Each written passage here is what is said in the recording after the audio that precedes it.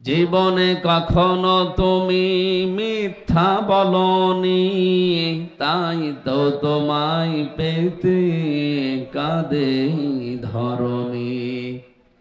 তোমারই মতো নেতা পেলেও গো ফুটতো সুখের গোলা চামেলি বকুল।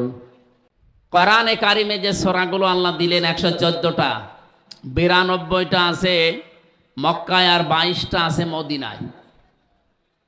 এই 114টার ভেতরে আমি হিসাব করে দেখলাম কেন মক্কা নামকরণ, কেন মাদানী নামকরণ। মক্কা এবং মদিনার এই সূরাগুলো চেনার যে বৈশিষ্ট্য আছে 8টা, তার ভেতরে 1 নম্বরে বৈশিষ্ট্য, মক্কায় যে সূরাগুলো আল্লাহ নাজিল করেছিলেন প্রত্যেকটা সূরায় আপনি দেখবেন ইয়া আইয়ুহান নাস বা ইয়া আইয়ুহাল ইনসান এই নামে আল্লাহ সম্বোধন করেছেন। তো মদিনাতে সেই সূরাগুলো আল্লাহ নাজিল করলেন সেখানে ইয়া আইয়ুহান নাস দেননি, দিয়েছেন ইয়া আইয়ুহাল্লাযীনা আমানু। আমি আয়াতটা পড়ার পরে চিন্তা করেছিলাম কেন আল্লাহ মক্কা এবং মদিনাতে ইয়া আইয়ুহাল্লাযীনা আমানু ইয়া আইয়ুহান নাস এগুলো দিলেন। মক্কায় যে 13টা বছর বিশ্বনবী এবং সাহাবা একরাম কষ্ট করেছিলেন সেখানে কি ঈমানদার ছিল না? এত বড় বড় ঈমানদার যেখানে আবু বকরের মতো, হযরতে তালহার মতো, জুবায়েরের মতো এত বড় বড় ঈমানদার যেখানে, তারপরও আল্লাহ ইয়া আইয়ুহাল্লাযীনা আমানু দেননি। মদিনায় যাবার পরে ইসলামী রাষ্ট্র গঠন হয়ে গেছে, আল্লাহ ডাক দিয়েছেন ইয়া আইয়ুহাল্লাযীনা আমানু। কেন দিলেন? কারণ মদিনা এবং মক্কার ভেতরে পার্থক্য এই, মক্কাতে যত মুসলমানই থাকুক না কেন রাষ্ট্রীয় ক্ষমতায় বসেছিল আবু জেহেল। আল্লাহর আইনগুলো পূর্ণাঙ্গ মানা সম্ভব না, হয়তো ব্যক্তিগত আর সামাজিকভাবে কিছু নিয়ম গোপনে মানা সম্ভব ছিল, কিন্তু মদিনাতে রাষ্ট্রীয়ভাবে ইসলাম কায়েম হয়ে গেছে, কোরআনের বিধান চলে, সেখানে ওপেনভাবে আল্লাহর নিয়ম নীতি মানা যায়। এখান থেকে আমি যেটা ছোট্ট মানুষ বের করতে পারি, যতদিন বাংলাদেশে ইসলাম রাষ্ট্রীয়ভাবে কায়েম না হবে, এই দেশে আল্লাহর বিধান নির্ভয়ে যতদিন মানা না যাবে, ততদিন আল্লাহর দৃষ্টিতে আমরা পাক্কা ঈমানদার না। আপনি আরো চিন্তা ভাবনা করেন, অনেক কিছু বের করতে পারবেন এখান থেকে।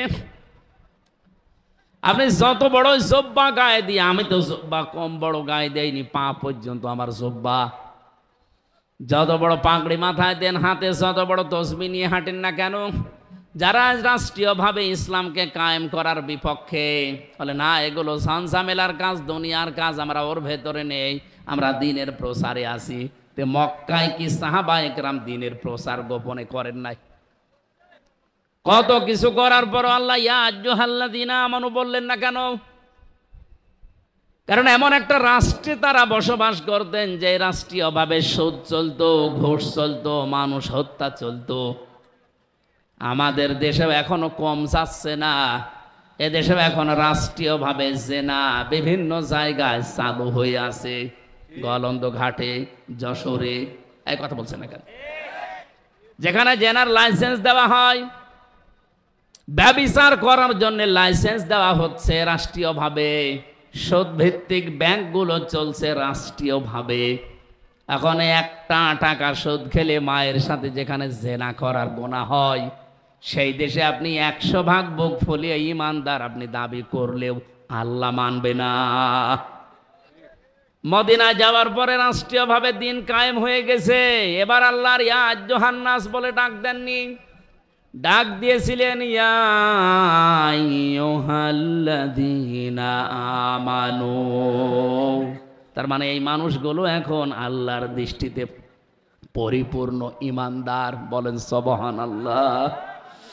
আমরা এদেশে কি ইয়া আইয়ুহান নাস থাকতে চাই না ইয়া আইয়ুহাল্লাযীনা আমানু হতে চাই?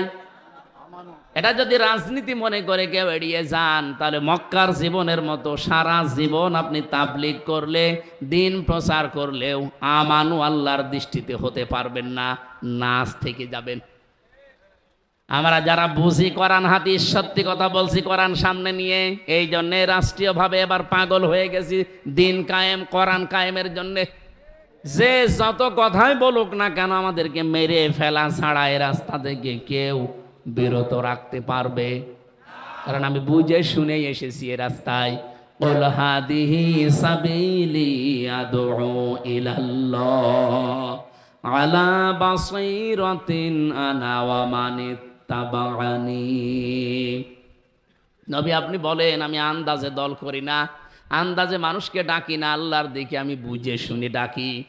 এদেশে যারা দিন কায়েমের পথে আছে, জামাত ইসলাম বলেন, শিবির বলেন, আরো ইসলামী দল যারা আছে, আল্লাহর কসম তারা আন্দাজে করে না, বুঝে শুনে করে।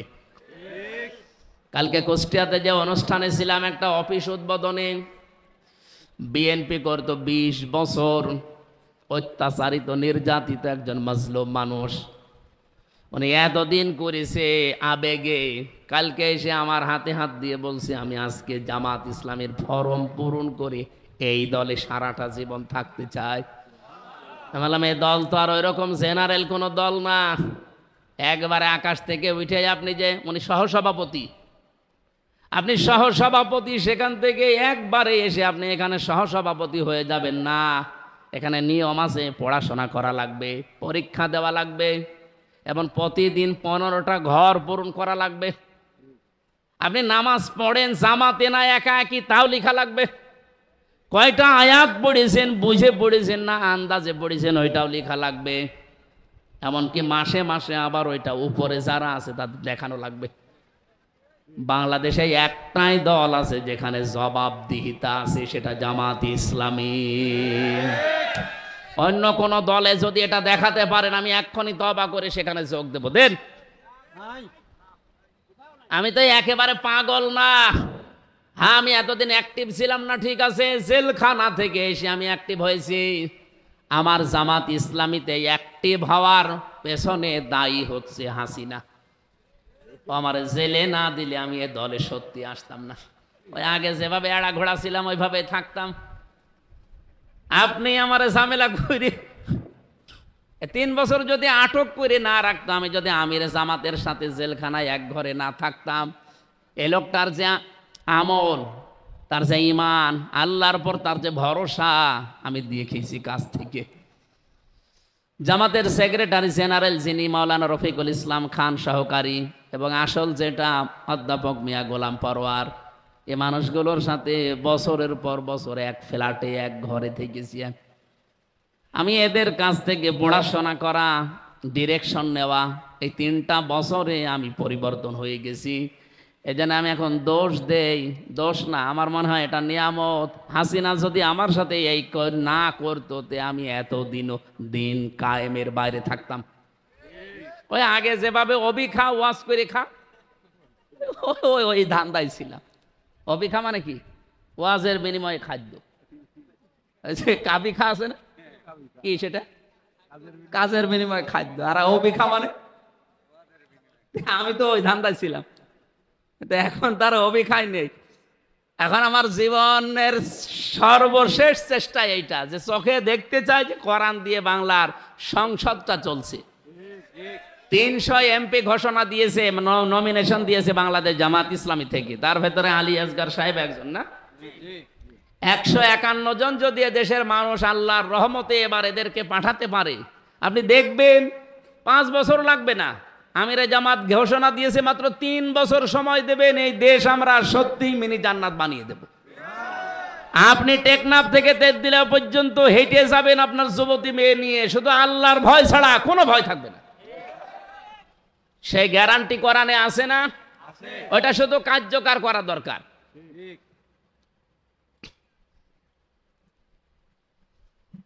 তাহলে এই দেশে আমরা যতই চেষ্টা করি আল্লাহর কাছে ইমানদার পরিপূর্ণ হওয়া সম্ভব না। এটা আমার চিন্তা, আমার গবেষণা। যদি কারো আরো উন্নত গবেষণা থাকে বলেন, আপনি জীবনেও পারবেন না। যদি পারতেন তাহলে মক্কায় নবীজিকে আল্লাহ ইয়া আইয়ুহাল্লাযীনা আমানু বলতো। ওরা কোরআন শরীফ ছেড়ে দিলাম, দেখেন তো মক্কা সূরা ইয়া আইয়ুহাল্লাযীনা আমানু আছে নাকি? নেই। যত ইয়া আইয়ুহাল্লাযীনা আমানু এটা মদিনায়। এরপরও যদি কারো বিবেকে ধাক্কা না লাগে, আমার মনে হয় ওর বিবেকে কুকুরে পেশাব করিস। ও বলছে ঠিক। এরকম একটা সূরার মাত্র একটা আয়াত পড়েছি। আল্লাহ বলেন উলাইকা সহাবুল মাইমানা, এরাই সৌভাগ্যশালী। এখন সৌভাগ্যশালী কি করলে হওয়া যায়, এর আগে কয়েকটা আয়াতে আল্লাহ এগুলো আমাদের শুনিয়েছেন। ফালাকতাহামাল আকাবাতা ওয়া মা আদরাকা মাল আকাবা। আল্লাহ রাব্বুল আলামিন বলেন পৃথিবীর অনেক মানুষ আছে এরা গিরিপথ পার হতে রাজি না, কষ্টসাধ্য যে পথ এটা পার হতে রাজি না। হাদাইনাহুন নাজদাইন, এর আগে আছে দুইটা পথের, ভালো এবং মন্দ পথের নির্দেশিকা আমি আল্লাহ ঘোষণা দিয়েছি।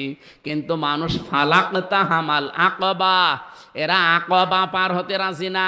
আকাবা মানে গিরিপথ, কঠিন পথ, যেই পথ পাড়ি দিতে পারলে জান্নাত, যেই পথটা পাড়ি দিতে পারলে আপনি আল্লাহর জান্নাতি হয়ে যাবেন, সৌভাগ্যশালী হবেন, সফল হবেন। সেই কথাগুলো এবার আল্লাহ শোনাচ্ছেন। ওমা আদরাকা মাল আকাবা, আপনি কি জানেন হে নবী আকাবা কি? যে পথে মানুষ আপনার কথা শুনে যেতে চায় না। পাবনাবাসী, আপনাকে আমি ওই আকাবা পার করতে চাই। এই আকাবা যদি সত্যি আপনি এই গিরিপথটা পার হয়ে যেতে পারেন, পার হয়ে যেতে পারলে আল্লাহর বানানো জান্নাত রেডি হয়ে আসে। এটা তো আমি আয়াত এখন বানালাম, বলেন বলেন। আল্লাহ পাক বলেন এই আকাবা পার হয়ে জান্নাতে যাওয়া লাগবে, কিন্তু আপনার কথা শুনে তো সবাই আসে না। আপনি কি জানেন আকাবা কি? এক নম্বরে আল্লাহ পরিচয় দিয়েছেন ফাক্কু রাকাবা। ফাক্কুন মানে মুক্তি, রাকাবা মানে দাস। এটা দাস মুক্তকরণ। এই পৃথিবীতে সেই দলের কর্মসূচিতে দাস মুক্তির কর্মসূচি আছে, এই মানুষগুলোই আকাবা পার হচ্ছে। আকাবা মানে মনে করেন একটা সাঁকো, একটা ব্রিজ, একটা পুল, একটা সেতু, এটা পার হয়ে ওই ওপারে জান্নাত। এটা মানুষকে আল্লাহর নবী জানিয়েছেন, কিন্তু অনেকে সাড়া দেয়নি। আল্লাহ বলেন হে নবী আপনি কি জানেন এই আকাবা কি? ফাক্কুর আকাবা, এটা হচ্ছে দাসত্ব মুক্তকরণ। একটা গরদানে ছড়ি ঝোলানো আছে, দড়ি ঝোলানো আছে, দড়ি ছিঁড়িয়ে গরদানটা মুক্ত করে দেওয়া। এটা তো বাংলা বললাম, এখনো বোঝেননি। দাসত্ব মুক্ত কি এটা? এটা ১৫০০ বছর আগে যেহেতু ছিল, মানুষ মানুষকে দাস বানিয়ে রাখতো, গোলাম বানিয়ে রাখতো।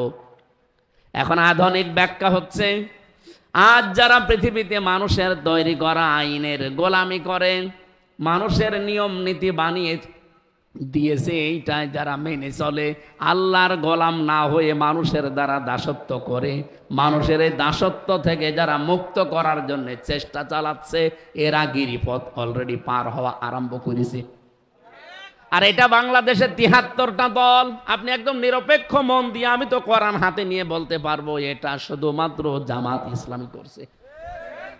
এরা চেষ্টা চালাচ্ছে মানুষদেরকে এই পৃথিবীতে মানুষের দাসত্ব থেকে মুক্ত করে আল্লাহর দাস বানানো। এই কথা বলেন না কেন?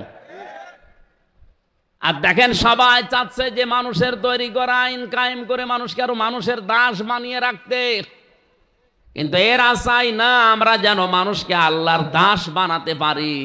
যে শৃঙ্খল দিয়ে গলায় শিকল দিয়ে বাঁধা আছে, ওই বাঁধা আমরা মুক্ত করতে চাই। এটা বিভিন্ন মাধ্যম থাকতে পারে, অনেকে অনেক মাধ্যম নিয়েছে, কিন্তু জামাত ইসলামী যে ভোটের মাধ্যমে এটা করতে চায়, এই দেশের সব মানুষ যেহেতু এই সিস্টেমে। আমরা দেখলাম ঢাকাতে বিশাল সমাবেশ হওয়ার পরে এক আলেম মন্তব্য করেছিল ৫ লাখ না ৫ কোটি মানুষ এক জায়গায় হলেও ইসলাম কায়েম হবে না। হ্যাঁ হবে না, এটা আমরাও জানি। আর এটা ইসলাম কায়েমের মাধ্যমও না। কিন্তু ইসলাম কায়েম করার জন্য এই দেশে যদি আপনি এখন সশস্ত্র জিহাদ আরম্ভ করেন, সশস্ত্র যুদ্ধ আরম্ভ করেন, আপনি টিকে থাকতে পারবেন না। কি কথা বলছেন আমার? টিকে থাকতে পারবেন? আফগানিস্তানের মধ্যে দেশে কি পাহাড় আছে? পাহাড়ে লুকিয়ে থাকবেন? এই দেশের মানুষ যেইভাবে চলতেছে ঠিক ওইভাবেই আপনাকে এগিয়ে যাওয়া লাগবে। এমনকি বিশৃঙ্খলা যেন না হয় সেদিকেও খেয়াল রাখা লাগবে। মক্কা বিজয় হওয়ার মক্কা বিজয় হওয়ার পরে নবীজি নিজের স্ত্রী হযরতে আয়েশাকে ডাক দিলেন। হযরতে আয়েশা আনমনা হয়েছিলেন, তাকে বললেন এদিকে খেয়াল করো। কি? তিনি বললেন হে আয়েশা, এখন কিন্তু হাতে আমার ক্ষমতা, পুরা মক্কা আমি এখন ওলট পালট করে ফেলতে পারি। আমি যা বলবো মক্কায় তাই হবে। কথা বলে না কেন? এই মুহূর্তে আমার মনে চায় কাবা শরীফ যেইভাবে ছিল আমি যেন আবার ওইভাবে বানাই। আপনি এখন কাবা শরীফে দেখবেন চতুর্ভুজ করা, চার কোনা। কাবা শরীফ একেবারে আদম নবী যখন বানায়, ইন্না আউওয়ালা বাইতি উযিআ লিন-নাস লাল্লাযী বিবাক্কাতা মুবারাক, আল্লাহ বলেন পৃথিবীর প্রথম ঘর যেটা বানানো হয়েছিল ফেরেশতাদের এবং আদম নবীকে দিয়ে, সেটার নাম কাবা। ওই যে মক্কায় যেটা বাক্কা, এই মক্কা বা বাক্কায় যেটা প্রতিষ্ঠিত, ওইটা ওই সময় ছিল লম্বা, এই যে টেবিলের মতো লম্বা। কিন্তু এখন ওইভাবে আর কাবা শরীফ নেই, এখন হয়ে গেছে চার কোনা। পাশে দেখবেন একটা জায়গা একটু ঘিরে দেওয়া আছে, হাতিমে কাবা বলা হয়, ওইটাও কাবার অংশ। ওর ভেতরে ফরজ নামাজ কেউ পড়ে না, বাইরে পড়ে। কারণ কাবা শরীফের ভেতরে ঢুকে যদি ফরজ নামাজ কেউ পড়ে, তাহলে কেবলা কোনটা? কাবা শরীফ একবার আগুন লেগে ধ্বংস হয়ে গিয়েছিল। কুরাইশ নেতা যারা, তারা ডাক দিয়ে বলেছে আমরা কাবা আবার পুনর্নির্মাণ করতে চাই, কিন্তু হারাম টাকা দিয়ে না, কাবা ঘর বানাবো আমাদের হালাল টাকা দিয়ে। যার যার কাছে হালাল টাকা আছে নিয়ে আস। হালাল টাকা এক জায়গায় করে কাবা বানানো আরম্ভ করেছে, কিন্তু কাবা শরীফ পূর্ণাঙ্গ নির্মাণ হওয়ার আগেই টাকা শেষ। কারণ হারাম টাকা তো আর দেওয়া যাচ্ছে না, এই জন্য যেভাবে ছিল ওইভাবে করেই তারা আজ ১৫০০ বছর চালাচ্ছে। কাবা শরীফের যে এরিয়াটা, ওইটা এখনো ঘিরে দিয়েছে সরকার। এই ১৫০০ বছরই ঘেরা, ওখানে নামাজ পড়া হয় না, শুধু নফল আর সুন্নত পড়ে। ফরজ নামাজে চার কোনা ঘর, তো ওইটাও কাবার অংশ। উনি বললেন আয়েশা আমার মনে চায় এখন কাবা শরীফটা আমি আবার ওই আগের আকৃতিতে ফিরিয়ে দেই, কিন্তু আমার আকাঙ্ক্ষা আশঙ্কা হচ্ছে, ভয় হচ্ছে, এটা যদি করি তাহলে এই দেশে আবার বিশৃঙ্খলা আরম্ভ হবে। কিছু মানুষ নতুন মুসলমান হয়েছে কেবল, এরা বলবে দেখো ক্ষমতা পেয়েই শুরু করিস, এই জন্য যেভাবে আছে এইভাবেই থাক, আমি করলাম না, এটা তার বিচক্ষণতা। আজ বাংলাদেশ জামাত ইসলামী যদিও গণতন্ত্র আমরা বিশ্বাস করি না, মানিও না, কারণ গণতন্ত্রের যতগুলো ধারা আছে, একটা ধারা আছে এই ক্ষমতার উৎস জনগণ, এটা আমরা মানি, বিশ্বাস করি। এখন যদি যে দেশের যে অবস্থা চলছে, এই অবস্থায় হঠাৎ করে যদি দেশের মনে করেন ৫ কোটি মানুষ জামাত ইসলাম, এরা যদি সবাই অস্ত্র নিয়ে এই মুহূর্তে রাজপথে নেমে পড়ে, আপনি কি বাস্তবতা বোঝেন? এটা একদিনেই ভাইরাল হয়ে আন্তর্জাতিক মিডিয়ায় যাবে। আমাদের নিকৃষ্ট প্রতিবেশী, যেটা নাম নিলাম না তাদের, এই নিকৃষ্ট প্রতিবেশী সহ বিশ্বের মোড়ল যারা আছে, তারা কালকেই শুরু করবে যে বাংলাদেশ একটা জঙ্গি রাষ্ট্র। আপনি তো বলেন ডালে ডালে, আমাদের পাতায় পাতায় চলা লাগে। আর জামাত ইসলামী বাংলাদেশ যে মানুষগুলো এক জায়গায় গড়িয়ে বিশ্বের মানুষকে দেখিয়েছে, অন্য দেশের যারা সাংবাদিক তারা পর্যন্ত বলছে একটা দলের ডাকে এত মানুষ ঢাকাতে আসতে পারে, আমরা না দেখলে বিশ্বাস করতাম না। এইটাই কি ইসলামের জন্য কম কিছু? আর আপনি টাকা খেয়ে না কি খেয়ে আন্দাজে এক ফতোয়া দিয়ে দিলেন যে এক জায়গায় ৫ কোটি মানুষ হলেই ইসলাম কায়েম হয়ে যাবে। কে বলেছে আপনাকে? আমরাও জানি এটা ইসলাম কায়েমের পদ্ধতি না, কিন্তু বাস্তবতায় এখন এই দেশের স্রোত এইভাবেই চলছে। হঠাৎ করে কোনো নিয়ম একটা নিয়ে এসে যদি আপনি চালাতে চান, আপনাকে আন্তর্জাতিক মহলে জঙ্গি বলে ওই জসিমউদ্দিন রহমানের মতো ১১ বছর ১২ বছর আটকে রাখবে। কি ছিল তার দোষ? আমি তো নিজে ছিলাম তার সাথে, কোনো দোষ নেই। এজন্য খুব হিসাব নিকাশ করে চলা লাগতেছে, কারণ ইসলাম তো এই সামনে যেটা আসতেছে এটা একটা যুদ্ধ বলা হয়, ভোট যুদ্ধ না, যুদ্ধর কৌশল লাগে কিছু। আমরা মানুষকে আল্লাহর দাসত্ব নিয়ে আসতে চাই, মানুষের দাসত্ব থেকে মুক্ত করে, কারণ আমরা এই আকাবা পার হতে চাই।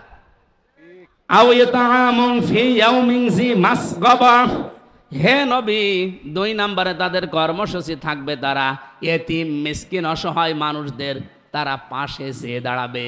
আজ ১টা বছর হয়ে গেল, আপনি দেখেন বাংলাদেশ জামাত ইসলামী যেভাবে এরা নিজেরাই অভাবী, ১৭ বছর না খেয়ে আছে, তারপরও 1 বছরে যেভাবে মানুষের পাশে দাঁড়িয়েছে, বাংলাদেশের প্রতিটি দল যদি এভাবে আজ আমরা দাঁড়াতে পারতাম, এই দেশটা আমার মনে হয় সোনায় সোহাগা হয়ে যেত। আমি সেদিন কুষ্টিয়া বড় বাজারে 300 ছাতা দিয়েছিলাম, ওই যে রিক্সা চালকরা ওনাদের হাত ছাতা বেঁধে দিয়েছিলাম। কিছু মানুষ বলা আরম্ভ করেছে 300 ছাতায় আর কি হবে। আরে ভাই, আমার সামর্থ্য আছে 300, আমি 300 ছাতা নাই বেঁধে দিলাম। আপনি বড় দল, আপনি 3000 বেঁধে দেন। কুষ্টিয়ায় যদি অন্তত 5000 ভ্যান চালক রিক্সা চালক থাকে, তাদের উপকার হবে না?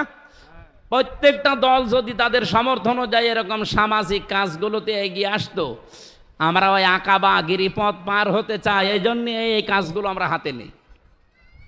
আমি কোরআনের সাথে মিলিয়ে দেখলাম যা যা জামাত ইসলাম করছে সবগুলো সূরা বালাদ থেকে নেওয়া। সুবহানাল্লাহ বলতে পারেন না? এরা যদি কোরআন কেন্দ্রিক জীবন যাপন করে, আর জামাত ইসলামী বাংলাদেশের প্রথম কাজই এইটা যে জামাত কর্মী যে হবে সে সমাজকর্মী হওয়া লাগবে। আপনি সমাজকর্মী না হয়ে জামাত কর্মী হতে পারবেন না। উড়ে এসে জুড়ে বসে আমি সভাপতি না, আপনাকে আগে কাজ করে দেখাতে হবে যতটুকু ইনকাম করেন। আর বাংলাদেশে আমার মনে হয় একমাত্র একটাই দল আছে, বাংলাদেশ জামাত ইসলামী, যাদের প্রত্যেকটা নেতা কর্মী কাজ করে খায়। কেউ চাঁদাবাজির সাথে যুক্ত আছে, চুরির সাথে যুক্ত আছে, মানুষকে ঠকিয়ে ধোকাবাজি করে খাওয়ায় যুক্ত আছে না, কারণ এরা কাজ করে খায়। আপনাকেও আহ্বান জানাচ্ছে আপনি কাজ করে খান, তাহলে চাঁদাবাজি করবেন না। আমি আমার খুলনা রেঞ্জের যিনি ডিআইজি আছেন, ওনাকে কয়েকদিন আগে বলেছিলাম, কুষ্টিয়া এসেছিল, যে স্যার আপনার উপরে যারা আছে তাদেরকে বলেন বাংলাদেশ পুলিশ প্রশাসনে যারা আছে এবং অন্যান্য দিক বিভাগে যারা আছে প্রশাসন কেন্দ্রিক, তাদের বিভাগটা যেন আলাদা করে দেয়। তারা কোনো নেতা খেতা নেত্রী কোনো মন্ত্রী এমপির কথায় চলবে না, তারা চলবে সরাসরি তাদের আইজির কথা মতো। এ দেশটা এমনি ভালো হয়ে যাবে, মালয়েশিয়া যেমন চলছে। কোন নেতা খেতা ফোন দিলে যে অমুক কাজ করো, বালি নিয়ে যাচ্ছে, ওকে ধরে সুবহানাল্লাহ পড়াও না, ওরা সরাসরি শুনবে কার কথা? ওদের আইজির কথা। এভাবে চলতে দিন 1 বছর, অন্য কোনো কিছু লাগবে না, শুধু পুলিশ। আর 2 নাম্বার বলেছিলাম, ওদেরকে 8 ঘন্টা করে ডিউটি করে বাংলাদেশ সহ বিশ্বের যত জায়গায় আমি দেখলাম। 8 ঘন্টা 10 ঘন্টার উপরে ডিউটি কারণে, সুতরাং 8 ঘন্টার উপরে যারা ডিউটি করবে 2-5 ঘন্টা আরো বেশি, এই ওভার টাইম হিসাবে তাদের বেতন দেওয়া লাগবে। প্রশাসনে এটা নেই। পুলিশ আছে, জিজ্ঞাসা করে দেখেন, ওর 8 ঘন্টা না, ওর যদি 16 ঘন্টা 24 ঘন্টাও ডিউটি থাকে, ওই যে বেতন 15,000 কেন? 8 ঘন্টার পরে যেই কয় ঘন্টা ডিউটি ওদের বাড়তি হবে, ওদেরকে যদি আপনি ওভার টাইম হিসাবে টাকা দেন, ওরা কিন্তু এই রাস্তাঘাটে আর গাড়ি আটকিয়ে টাকা নেবে না।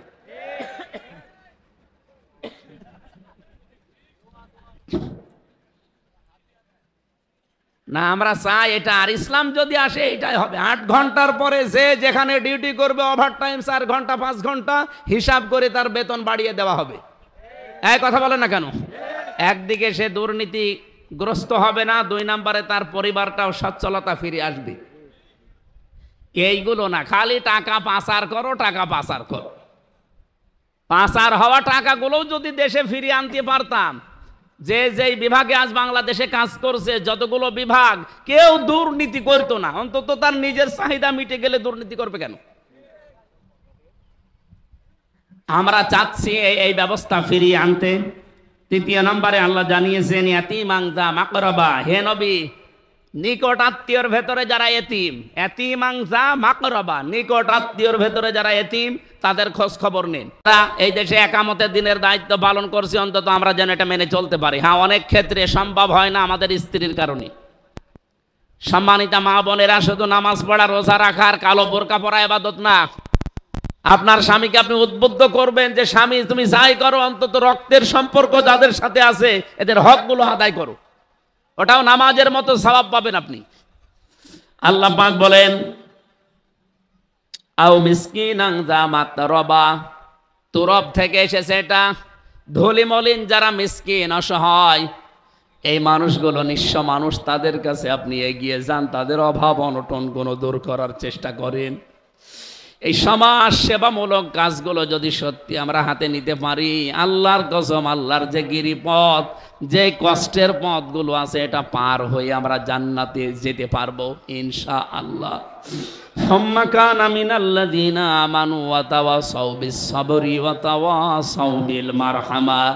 এরপরে যে মানুষগুলো ঈমান আনে, সবরের, একে অন্যকে ধৈর্যের উপদেশ দেয়, উশৃঙ্খলা চরমপন্থা অবলম্বন করতে তারা বলে না। এত বড় কঠিন কঠিন পরিস্থিতি আমরা কিন্তু সামনে পার করছি, এরপরও কোনো চরমপন্থা আমরা অবলম্বন করি নাই। আমরা এই কর্মসূচিগুলো হাতে নিয়েছি। অথবা সাউবিল মারহামা, তারা একে অন্যকে রহমের উপদেশ দেয়, দয়ার উপদেশ দেয়। আল্লাহ রাব্বুল আলামিন এই আয়াতগুলো আমাদের জীবনে 100% যেন কায়েম করে দেন। উলাইকা সাহাবুল মাইমানা, এরাই হচ্ছে ডানপন্থী, আর এই মানুষগুলো সৌভাগ্যশালী। হযরত ইব্রাহিম আলাইহিস সালাম যখন জাতির কাছে এই কথা বলেছিলেন, ইন্নী ওয়াজ্জাহাতু ওয়াজহিয়া লিল্লাযী ফাতারাস সামাওয়াতি ওয়াল আরদা হানিফা ওয়া মা আনা মিনাল মুশরিকিন, খুব ভালো করে মিলাবেন। এখনো যদি ইব্রাহিম নবীর মতো ইখলাস নিয়ে, তার মতো মন নিয়ে আল্লাহর পথে মানুষকে কেউ ডাকতে আরম্ভ করে, হাজার হাজার বছর আগে নবী ইব্রাহিমের সাথে যা হয়েছিল, ইব্রাহিমের সন্তানদের সাথে এখন তাই হবে। তিনি যখন জাতির লক্ষ্যে এসে বললেন, বিভিন্ন জিনিস তিনি কিন্তু দেখছিলেন। প্রথমে তারকা দেখেছিলেন, চন্দ্র দেখেছিলেন, সূর্য দেখেছিলেন, এগুলো মনে করছিলেন আমার রব হবে। এগুলো যখন অস্তমিত হয়ে গেল একটার পরে একটা, তখন তিনি এই ঘোষণা দিয়েছিলেন, যেটা আমরা জায় নামাজের দোয়া বলে চালিয়ে দিই। এটা কি জায় নামাজের দোয়া? আমার মনে হয় পুরা কোরআন শরীফ যদি কেউ পুরাটা মানতে নাও পারে, শুধু এই আয়াতটা মেনে নিলে সে জান্নাতে চলে যাওয়ার কথা। সব কিছু আছে এই আয়াতের ভেতরে। যদিও এটা জায় নামাজের দোয়া না, এটা হচ্ছে আল্লাহু আকবার তাকবীরে তাহরিমা বলার পরে এইটা পড়ার নিয়ম। আপনারা যারা এতদিন জানতেন না, এখন থেকে আমল করবেন, ভালো হবে। নবীজি এইভাবে করতেন, আল্লাহু আকবার বলার পরেই তিনি এই আয়াতটা পড়তেন। সূরা আনআম আয়াত নাম্বার ৭৯। আমার কথা শোনা যাচ্ছে? আরো একটি ভাবা লাগবে। ভাই গল্প করছেন মানে? এদিকে তাকান। হ্যাঁ মুরব্বী, দুইবার তো বলাও যাচ্ছে না, মুরব্বী মুরব্বী বললে আবার ভাইরাল হয়ে যাবে। এদিকে তাকান। হযরত ইব্রাহিম বললেন, ইন্নী ওয়াজ্জাহাতু, অবশ্যই আমার এই চেহারা। চেহারা মানে শুধু ৩.৫ হাত বডি না। এখানে ওয়াজহুন শব্দের শাব্দিক অর্থের ভেতরে আমরা দেখেছি জীবন চালাতে যা লাগে সব এর ভেতরে আছে। জীবন চালাতে বলেন তো পরিবার লাগে না, সমাজ লাগে না, রাজনীতি করা লাগে না, ব্যবসা করা লাগে না, যা লাগে সব আমি আজকে ঘুরিয়ে দিলাম কার দিকে? লিল্লাযী ফাতারাস সামাওয়াতি ওয়াল আরদা, আসমান আর জমিন যিনি বানিয়েছেন তার দিকে। কথাটা অনেক গভীরের কথা, আর এই কথা যদি মুখ দিয়ে মন থেকে ইখলাসের সাথে আপনি সত্যি বের করতে পারেন, পৃথিবীর অনেক কিছু আপনার থেকে হাত ছাড়া হয়ে যাবে। আপনার পরিবার হয়তো বিরুদ্ধে চলে যেতে পারে, সমাজ, রাষ্ট্র, আপনার আত্মীয় স্বজন, এমনকি নিজের স্ত্রী পর্যন্ত বিরুদ্ধে চলে যেতে পারে, যদি এটা মন থেকে কেউ আমল করার নিয়তে পড়ে। আর লোক দেখানোর জন্য পড়লে হবে না।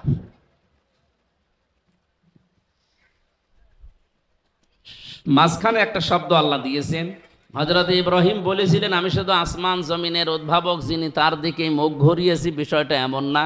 হানিফা, আমি লোক দেখানোর জন্য না, মন থেকে একনিষ্ঠভাবে ইখলাসের সাথে আমার মুখ আমি ঘুরিয়ে দিলাম। সুতরাং আজকে থেকে আমি সব কিছু বাদ দিয়ে ফিরে আসলাম। ওমা আনা মিনাল মুশরিকিন, আমি মুশরিক না।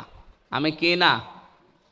এ ঘোষণা দেওয়ার পরে জাতির লোক যারা, তারা কিন্তু থেমেছিল না। আল্লাহ পাক বলেন, হাজ্জাহু কওমুহু, তার জাতির লোকেরা তার সাথে ঝগড়া বিবাদ, কথা কাটাকাটি, বিতর্ক এগুলো আরম্ভ করেছিল। নবী ইব্রাহিম বললেন, ক্বালা তুহাজ্জুনি ফিল্লাহি ওয়া ক্বাদ হাদান, তোমরা কি আমার সাথে ঝগড়া বিবাদ বিতর্ক এই জন্যে করছো, অথচ আল্লাহ আমাকে হেদায়েতের উপরে রেখেছে। শুধু এতটুকু তিনি বলেননি, কদ দিয়েছেন, অকদ হাদান, অবশ্যই আল্লাহ আমাকে হেদায়েতের উপরে রেখেছেন, তার হেদায়েতের পথ আমাকে দেখিয়েছেন। এরপরও কি আমার সাথে বিতর্কে লিপ্ত হবে? আমি এখান থেকে যে তথ্যটা এই জাতির লোককে এই মিডিয়ার মাধ্যমে জানাতে চাচ্ছি সেটা এবার সামনে আসতেছে। আরও এদিকে অ্যাক্টিভ হয়ে থাকেন। ওয়ালা আখাফু মা তুশরিকুনা বিহি ইল্লা আইয়াশা রাব্বি শাইআ। ওয়ালা আখাফু, আমি ভয় করি না, মা তুশরিকুনা বিহি, তোমরা যে সমস্ত বিষয়কে শিরিক করো আল্লাহর সাথে, এই বিষয়গুলোকে আমি পরোয়া করি না, পাত্তা দেই না, ভয়ও পাই না। ইল্লা, তবে আইয়াশা রাব্বি শাইআ, আমার রব যদি চায় সেটা অন্য বিষয়। ওয়াসিআ রাব্বি কুল্লা শাইইন ইলমা, আমার রবের জ্ঞান প্রত্যেকটা বিষয়কে পরিব্যাপ্ত করে আছে। আফালা তাতাযাক্কারুন, জাতির লোকেরা এরপরেও কি তোমরা শিক্ষা নেবে না? আমি এখান থেকে বাংলাদেশকে মিলিয়েছি। গতকালকে এক নেতা বলছিল এদেশে জামাত ইসলামী যারা করে তারা যেন মাথা নিচু করে দল করে। বলেন তো বাংলাদেশে জামাত ইসলামী বাদ দিয়ে এমন একটা দলের নাম বলেন যারা বাতিলের সামনে মাথা নত করে নাই। প্রত্যেকেই আমরা দেখি তারা হয় বিক্রি হয়ে গেছে নাই মাথা নত করেছে। শুধুমাত্র এই দেশে 54 বছরে টিকে আছে জামাত ইসলামী। যারা এই কথা বলে তারা কিন্তু বিভিন্ন কায়দায় আল্লাহর সাথে শিরিক করছে। হযরত ইব্রাহিম এবার একটা সুন্দর কথা বললেন, কাইফা আখাফু মা আশরাকতুম ওয়ালা তাখাফুনা আন্নাকুম আশরাকতুম বিল্লাহি মা লাম ইউনাজ্জিল বিহি আলাইকুম সুলতানা।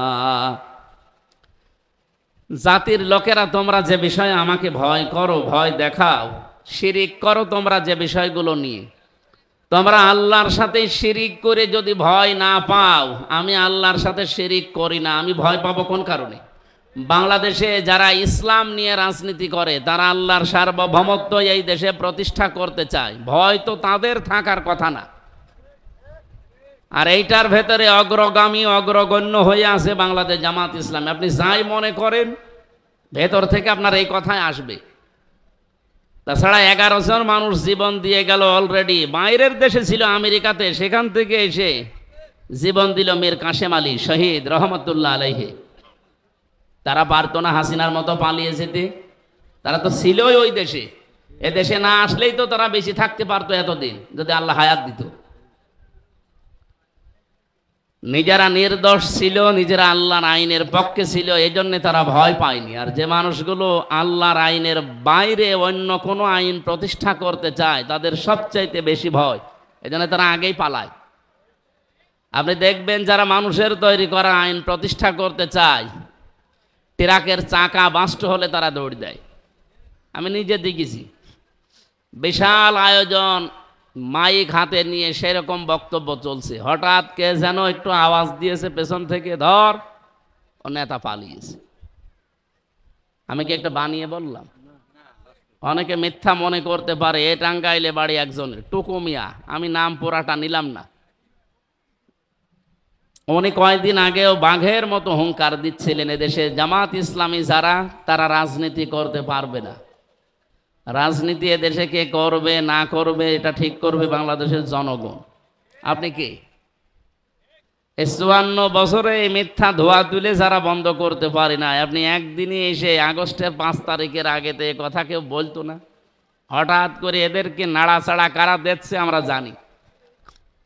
আপনি দেখেন আগস্টের 5 তারিখের পর থেকে যতগুলো কথা এদেশে ইসলামপন্থীদের ব্যাপারে বলা হচ্ছে, বিশেষ করে যারা আল্লাহর আইন চায় তাদের ব্যাপারে, এগুলো একটাও তাদের নিজেদের কথা না, সব দাদাদের শেখানো কথা।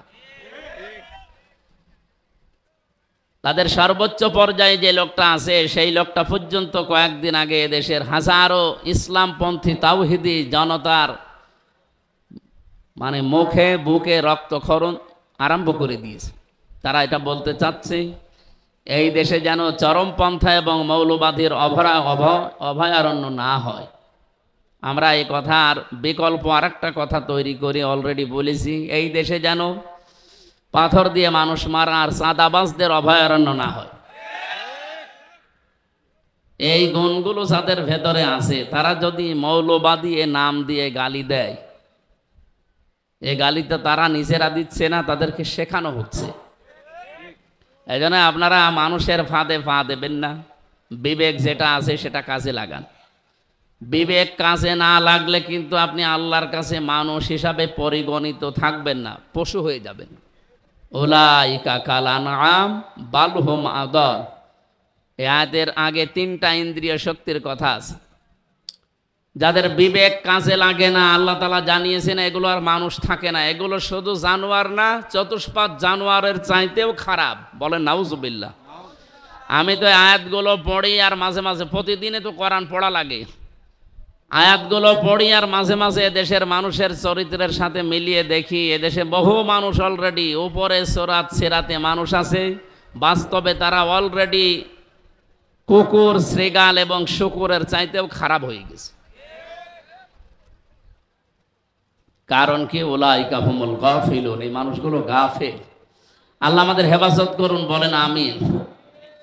আপনারা মানুষের তৈরি করা আইন প্রতিষ্ঠা করতে গিয়ে মিছিল করেন, মিটিং করেন, টাকা পয়সা খরচ করেন, দল করেন, ভোট করেন। আপনি যদি ভয় না পান, তা আমি আল্লাহর আইন প্রতিষ্ঠা করতে গিয়ে ভয় পাবো? আপনার নিন্দুকের নিন্দা, উল্টাপাল্টা কথা শুনে আমি পিছপা হয়ে যাব, আপনি ভাবলেন কি করে? আমি তো আমার বাবার আইন, আমার চাচার আইন, আমার স্বামীর আইন এই দেশে তৈরি করার জন্য চেষ্টা করছি না। আমার সারা জীবনের চেষ্টা, সারা জীবনের স্বপ্ন যে এ দেশ চলবে আল্লাহর আইন দিয়ে। এক কথা বলেন না কেন? হযরত ইব্রাহিম এটা চাইনি? তা আমরা তার সন্তান হিসেবে এটা চাই। ফাজ্জুল ফারিকাইনি আহাক্কু বিল আমনি ইন কুনতুম তা'লামুন। হযরত ইব্রাহিম বললেন, মানুষের তৈরি করা আইন, আল্লাহর সাথে শিরিক করা, এগুলো করে যদি তোমরা ভয় না পাও, আমি আল্লাহর সাথে শিরিক করি না, আল্লাহর একত্ববাদ, উলুহিয়াত, রুবুবিয়াত, আল্লাহর আইনগুলো এদেশে প্রতিষ্ঠা করতে চাই, আমি ভয় পাবো কি করে? বলো তো জাতির লোকেরা, এই যে 2টা দল, এই দলের ভেতরে সবচাইতে নিরাপত্তার হকদার কারা?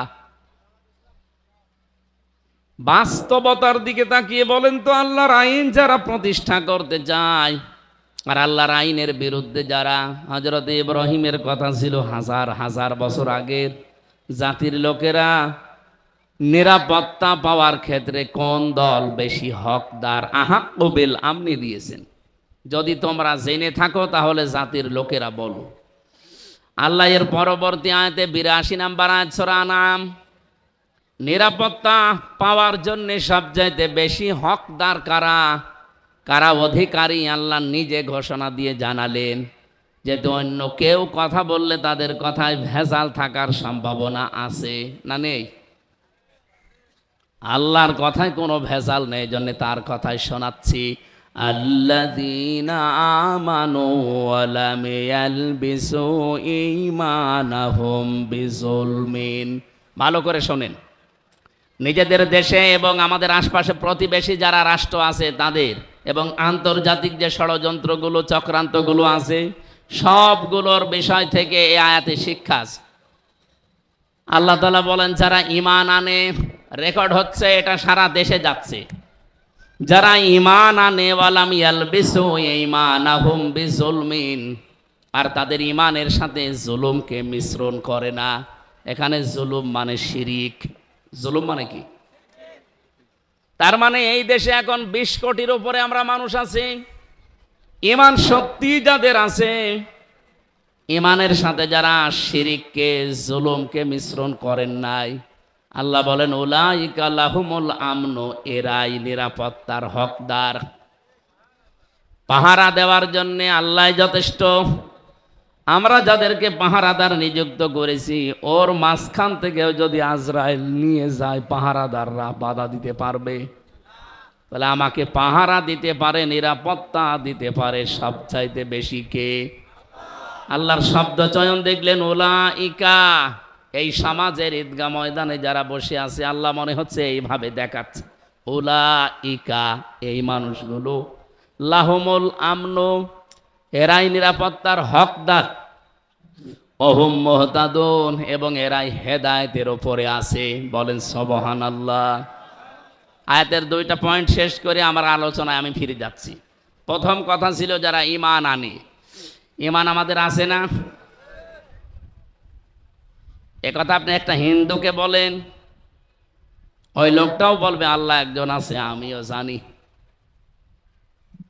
আবু জেহেল পর্যন্ত কথা বলতো, ওয়ালাইন সালতাহুম মান খালাকাস সামাওয়াতি ওয়াল আরদা লা ইয়াকুলুনাল্লাহ।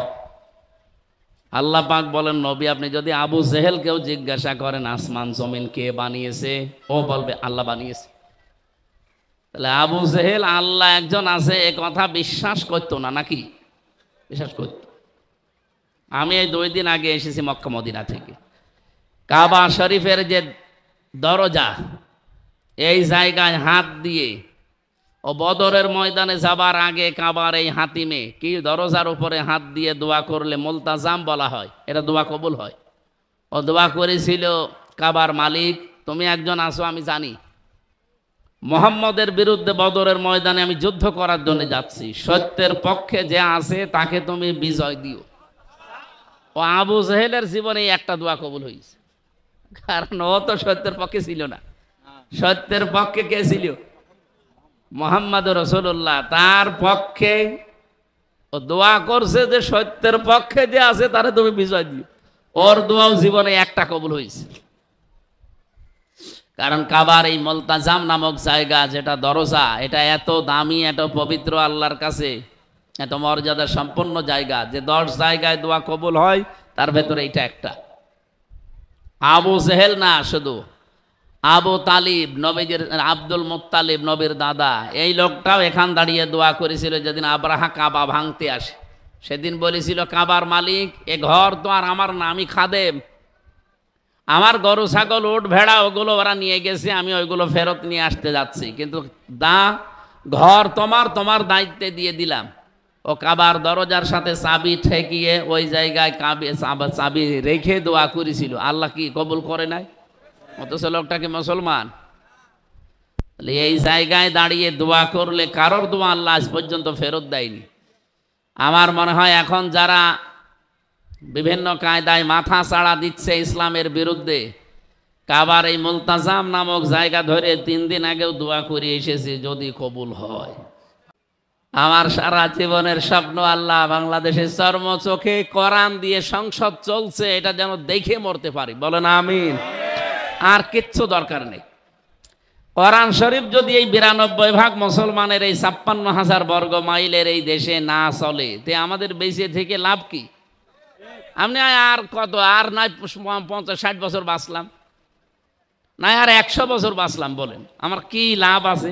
খাবার খেলাম, সন্তান জন্ম দিলাম, জমি জায়গা হইলো, টাকা পয়সা হইলো, আমি মরে গেলাম। কি আমি চর্ম চোখে তো একটা মিনি জান্নাত দেখতে চাই।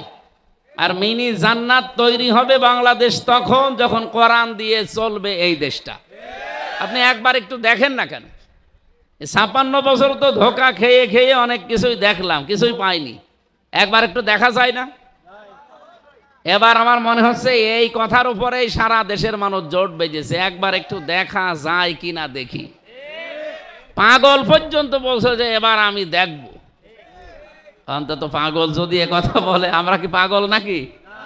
আমরা আমাদের বিবেক অনুযায়ী বলতে পারি যে এবার আমরা একটু দেখতে চাই যে কোরআন দিয়ে সংসদ চললে কেমন দেখা যায়। অনেকে বলছে চাঁদাবাজি বন্ধ হবে না যতদিন নির্বাচন না দেবেন। আরে পাগল, বন্ধ হওয়া কোনো ব্যাপারই না, শুধু কোরআনের কাছে একটু দিয়ে দেন। চাঁদাবাজি বন্ধ হবে না, চাঁদাও বন্ধ হবে, বাজিও বন্ধ হবে। আমি কুষ্টিয়াতে অলরেডি ঘোষণা দিয়েছি কয়েকদিন আগে, হজে যাওয়ার আগে, যে এই দেশে যদি সত্যি ইসলাম চলে আসে, আর আপনারা যদি এই কুষ্টিয়ার সদরে 3 আসনে এখানে যদি আমারে নিয়ে যেতে পারেন, আমি প্রথম গ্যারান্টি দিচ্ছি কুষ্টিয়া জেলায় চাঁদাবাজি, চাঁদাও নেই, বাজিও থাকবে না। কারণ ওটা বন্ধ করতে হয় কি মেডিসিন দিয়ে, ওইটা আমি জানি। মানুষ যত কঠিন হোক, ভয়ঙ্কর হোক, তাকে টাইট করার জন্যে কোন ঔষধ দেওয়া লাগে এটা কেউ না জানলে কে জানে? এজন্য উনি ঔষধ দিয়েছেন যে সন্ত্রাসী বন্ধ করতে হলে কি লাগে, চোর মুক্ত করার জন্য কি লাগে, চাঁদাবাজি একদিনও লাগবে না, 1 ঘন্টায় বন্ধ হওয়া সম্ভব যদি ওটা কায়েম হয়। আমি ওখানে গলাকাটা মসজিদে গিয়েছিলাম, জিজ্ঞাসা করলাম কি এই জায়গায় হয়, বলছে এখানে গলা কাটা হয়, যারা জেনা করে সাক্ষ্য প্রমাণ যদি হয়ে যায় ওদের আর জেলে দেয় না, ওই দিনই নিয়ে এসে এই জায়গায় নামাজের পরে ঘোষণা দিয়ে গলা কেটে দেয়।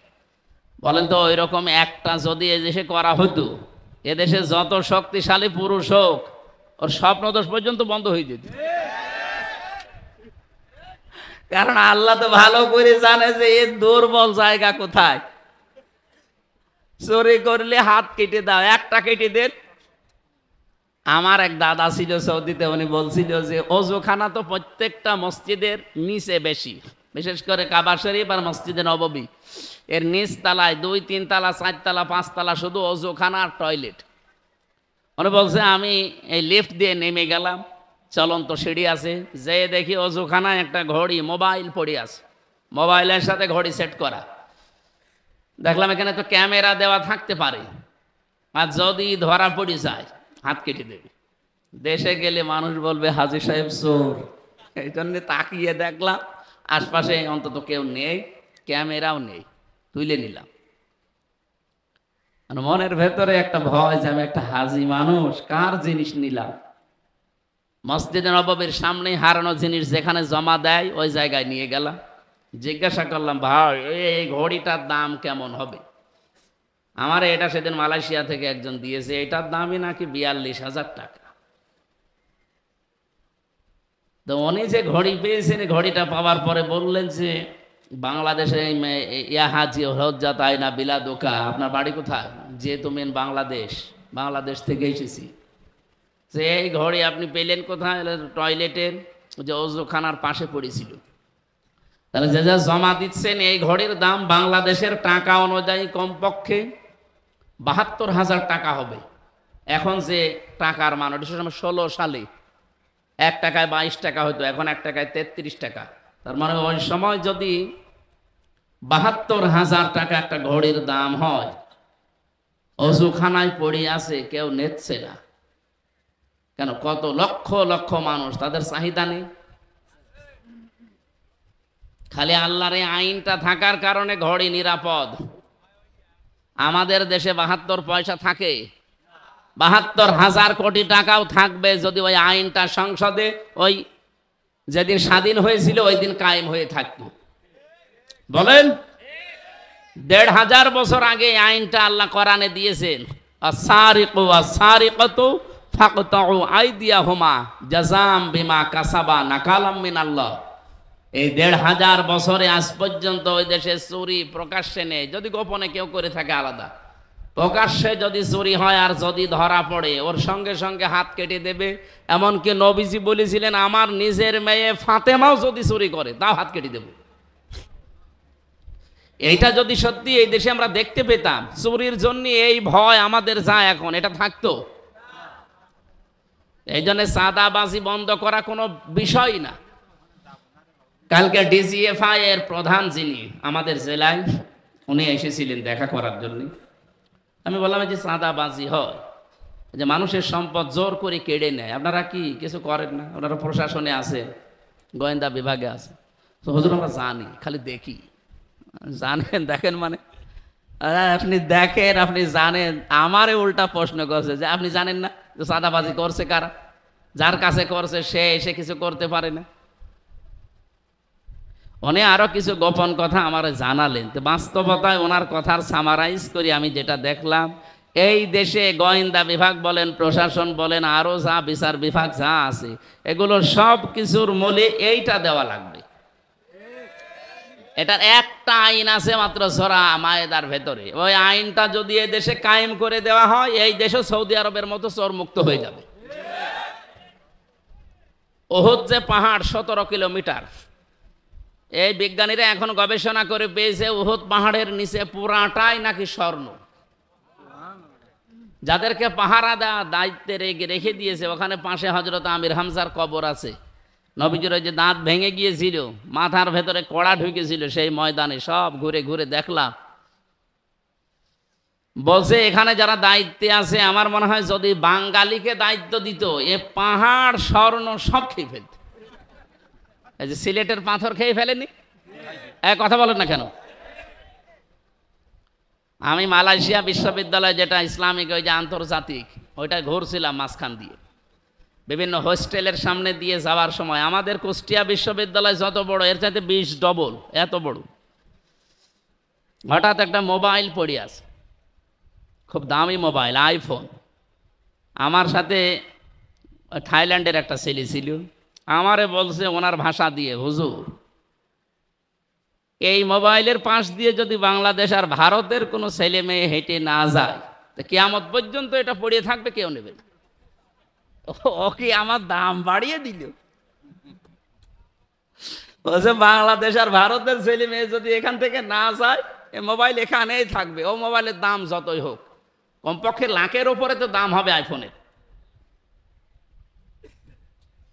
ওদেশে কোরআনের আইন নেই, কিন্তু 120টা দেশের ছেলে মেয়েরা পড়ে ওখানে।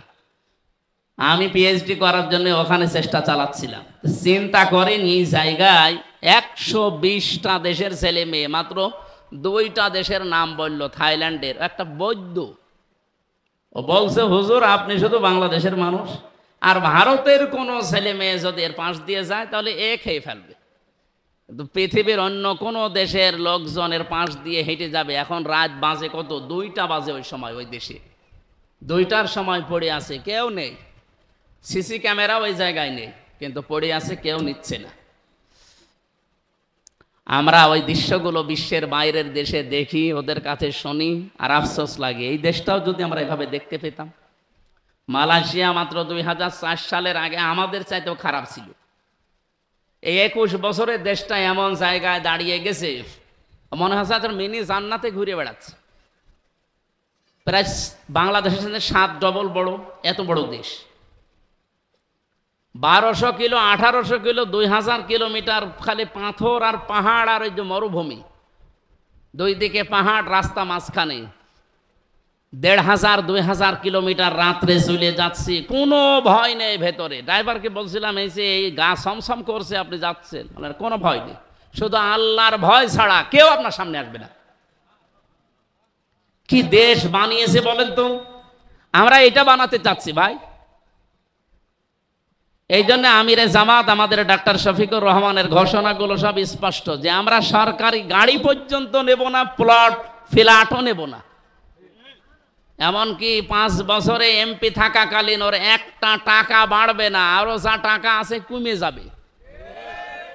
বাংলাদেশে এখন 73টার উপরে দল আছে। একটা দল এই ঘোষণা দেখত যে আমার দল থেকে যদি এমপি হয়, মন্ত্রী হয়, ওর 5 বছরে 1 টাকা বাড়বে না, যা আছে আরো কমে যাবে। আমার মনে হয় বাংলাদেশে কোনো দলের লোক এমপি দাঁড়াবে না। ঝামেলা আছে, আমার লাভ কি? আপনি গ্যারান্টি দিয়ে বলেন, আমি কোরআন শরীফ মাথায় নিয়ে হাতে নিয়ে বলবো, আমার দল যে ঘোষণা দিয়েছে, অন্য কোন দল যদি দিতে পারে আমি সেই জায়গায় যোগ দেব। বলেন। আরো আমার কুষ্টিয়ায় একজন ঘোষণা দিয়েছে যে 50 কোটি টাকা খরচ করলেও করব, তাও এই আসন আমার লাগবে। আপনার কি লাভ? 50 কোটি টাকা খরচ করে আপনার কোন লাভ আছে বলেন? আমার 1 টাকা খরচও নেই, 1 টাকা লাভেরও ধান্দা নেই। আপনি যদি 50 কোটি টাকা খরচ করেন, অবশ্যই আপনার 100 কোটি টাকা। কথা বলেন না কেন? এতদিন এই ধোঁকাবাজি, প্রতারণা, মিথ্যা, এগুলো আমরা এই 54 বছর দেখলাম। এখন সবাই মনে হচ্ছে জোর বেঁধেই ফেলেছে। আপনার কাছে খারাপ লাগলেও এটাই সত্য। অনেকেই ভয়ে ভয়ে আছে, যদি পাস না করি তখন আমার অনেকে কি ঝামেলা হবে। আরে ভাই, আপনার ভয় কিসের? 100 ভাগ গ্যারান্টি দিতে পারি এবার ইসলাম এই দেশে ক্ষমতায় যাবেই ইনশাআল্লাহ।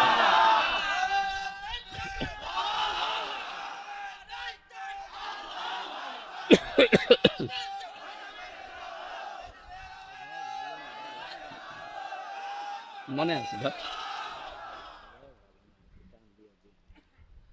আমার ভাইরা, বিবেকের কাছে আপনারা যে প্রশ্ন রাখলাম, যারা আজ মানুষের তৈরি করা আইনগুলো জমিনে কায়েম করতে চায়, সে যে নামেই হোক, তারা যদি ভয় না পায় মিছিল মিটিং করতে, ভোট চাইতে, আপনার দুয়ারে দুয়ারে যেতে, আমি আল্লাহর আইন কায়েম করতে চাই, আমি ভয় পাবো কেন?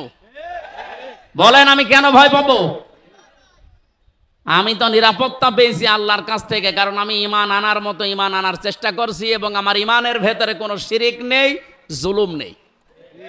আল্লাহ অবশ্যই আমাকে নিরাপত্তা দেবেন, এই গ্যারান্টি দিয়েছেন আল্লাহ নিজে। আর আমি নিজে দেখে আসলাম, আমাং দাখালাহু কানা আমিনা, আল্লাহ বলেন আমার এই ঘরের ভেতরে প্রবেশ করো, নিরাপত্তা দিয়ে দেব। মক্কার এরিয়া কিন্তু শুধুমাত্র এখান থেকে এই খুঁটি পর্যন্ত না, 3.5 কিলোমিটার 4 কিলোমিটার মক্কার এরিয়া, মানে কাবা শরীফের এরিয়া এত বিশাল।